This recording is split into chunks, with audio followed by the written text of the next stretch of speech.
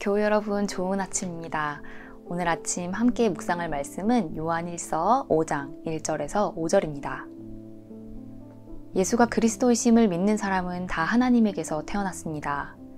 낳아주신 분을 사랑하는 사람은 다 그분이 낳으신 이도 사랑합니다. 우리가 하나님을 사랑하고 또 그 계명을 지키면 이로써 우리가 하나님의 자녀를 사랑한다는 것을 압니다. 하나님을 사랑하는 것은 그 계명을 지키는 것입니다. 하나님의 계명은 무거운 짐이 아닙니다. 하나님에게서 태어난 사람은 다 세상을 이기기 때문입니다. 세상을 이긴 승리는 이것이니 곧 우리의 믿음입니다. 세상을 이기는 사람은 누구입니까? 예수가 하나님의 아들이심을 믿는 사람이 아니고 누구겠습니까? 아멘. 한동안 많은 교회에서 당신은 사랑받기 위해 태어난 사람이라는 노래를 참 많이 불렀습니다.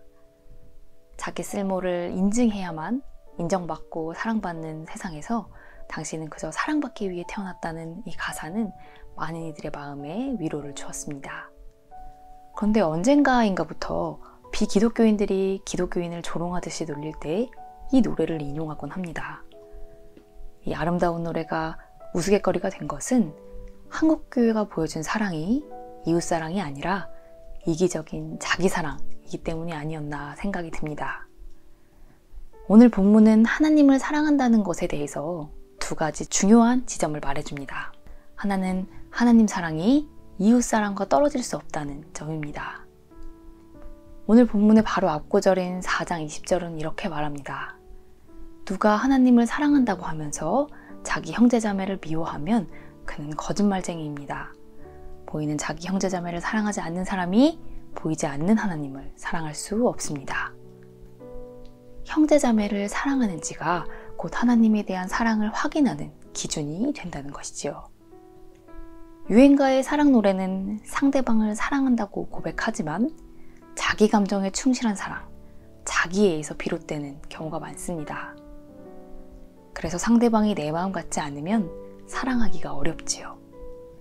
그런데 성경은 형제자매가 사랑받을 만한 존재여서 혹은 사랑받을 만한 행동을 해서 사랑하는 것이 아니라 우리가 하나님께 받은 사랑이 근거가 되어서 형제자매를 사랑하는 것이 가능하다라고 전합니다. 그럼 하나님은 우리를 객관적으로 사랑할 만한 존재이기 때문에 우리가 그렇게 사랑받을 만한 존재이기 때문에 우리를 그렇게 지극히 사랑하셨던 걸까요? 하나님이 우리에게 알려주신 사랑은 우리가 사랑받을 만한 사람이어서 사랑하는 그런 자기중심적인 사랑이 아닙니다.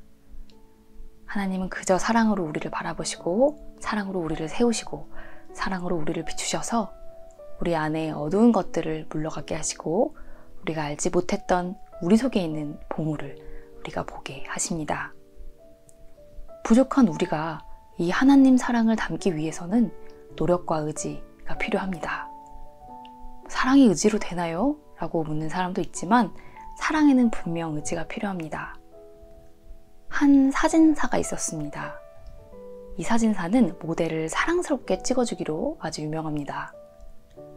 외모가 특출나지 않은 사람도 이 사진사의 사진에서는 빛이 납니다. 후배 사진사가 이 사진사에게 비결을 물었습니다. 같은 인물을 찍어도 왜 선배님 사진에 있는 모델들이 더 아름다워 보일까요? 제가 실력이 부족해서일까요? 그럼 어떤 스킬을 배우면 될까요? 그러자 선배 사진사는 이렇게 말해주었습니다. 그 사람을 사랑의 눈으로 바라보면 어딘가에든 누구든 그 사람의 빛나고 아름다운 모습을 찾을 수가 있어.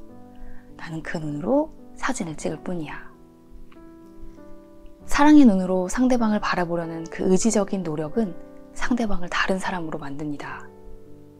상대가 사랑할 만큼 매력적이지 않더라도 의지를 가지고 상대방을 사랑의 눈으로 바라볼 때 우리는 그 사람의 다른 모습을 보게 되고 예전에는 몰랐던 그 사람의 빛나는 구석을 발견할 수 있습니다. 한 사람이 있다고 할까요? 누구는 그 사람의 어떤 성격을 장점으로 보고 누구는 바로 그 지점을 단점으로 보기도 합니다. 단점이라고 생각하고 그 눈으로 그 사람을 보면 그 사람은 별로인 사람이 됩니다. 그런데 그 부분을 장점이라고 생각하고 그 사람을 바라보면 그 사람은 멋진 사람이 됩니다. 나를 멋진 사람이라고 바라봐주는 사람 앞에서 누구든지 멋진 사람이 되려고 노력합니다.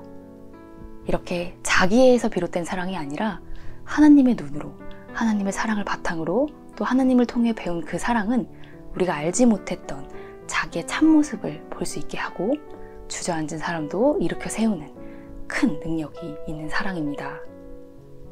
예수님께서 보여주신 사랑이 바로 이 사랑이지요. 예수님을 만난 사람들은 그 사랑으로 회복되고 온전해지고 용기를 얻었습니다. 그리고 우리는 십자가를 통해 이 사랑의 끝, 사랑의 최고 경지를 보았습니다. 온갖 어둠과 죽음의 권세도 그 사랑을 결코 이기지 못했습니다. 바로 이 사실을 믿는 사람들, 이 사랑이 바로 우리의 바탕이 된다고 믿는 이들이 바로 그리스도인들입니다. 내가 세상을 이겼다 라고 말씀하시는 예수님이 우리의 그리스도이심을 우리가 진정으로 믿는다면 우리 역시 세상을 능히 이기는 사람이 될 수 있다고 오늘 말씀은 우리에게 전합니다. 그런데 하나님 사랑에 있어서 중요한 점이 한 가지 더 있습니다. 하나님을 사랑한다는 것은 다름이 아니라 하나님이 주신 계명들을 잘 지키는 것이라는 사실입니다. 오늘 말씀은 이 계명이 무거운 계명이 아니라고, 힘겨운 계명이 아니라고 우리에게 말합니다. 그런데 하나님을 사랑한다고 하면서 왜 우리는 하나님이 알려주신 계명을 지키기가 이렇게 어려운 걸까요? 혹시 우리가 살아가는 바탕이 우리를 일으켜 세우는 그 하나님 사랑이 아니라 자기애이기 때문은 아닐까요? 하나님의 이름을 부르고는 있지만 나를 사랑하는 마음에서 더 나아가지 못하고 내 욕망을 위해 하나님을 찾고 하나님을 부르기 때문에 주님이 알려주신 계명이 너무 버겁고 하나님과의 약속을 지키기가 힘든 것은 아닐까요? 우리가 이미 하나님 사랑의 바다에 빠져 있으면서도 깨닫지 못하고 바다에 빠지지 않으려고 안간힘을 쓰면서 자기애라는 튜브만 붙들고 있는 것은 아닌지, 그래서 하나님의 말씀이 버겁고 어려운 것은 아닌지 오늘 하루 깊이 생각해보는 시간을 가질 수 있었으면 좋겠습니다. 기도하겠습니다. 우리가 사랑받을 만한 존재가 아님에도 전부를 걸어서 우리를 사랑해주시는 주님 참 감사합니다. 주님, 우리가 이미 받은 그 큰 사랑이 우리가 살아가는 바탕이 되게 하시고 이미 하나님 사랑을 근거로 살면서 자기 안위와 자기 사랑의 편협함에 갇혀 있는 것은 아닌지 늘 돌아보게 하시고 또 우리가 하나님 사랑을 온전히 누리면서 그 주님의 계명을 거뜬히 지켜 살아가는 우리가 되게 하소서. 예수님의 이름으로 기도드립니다. 아멘.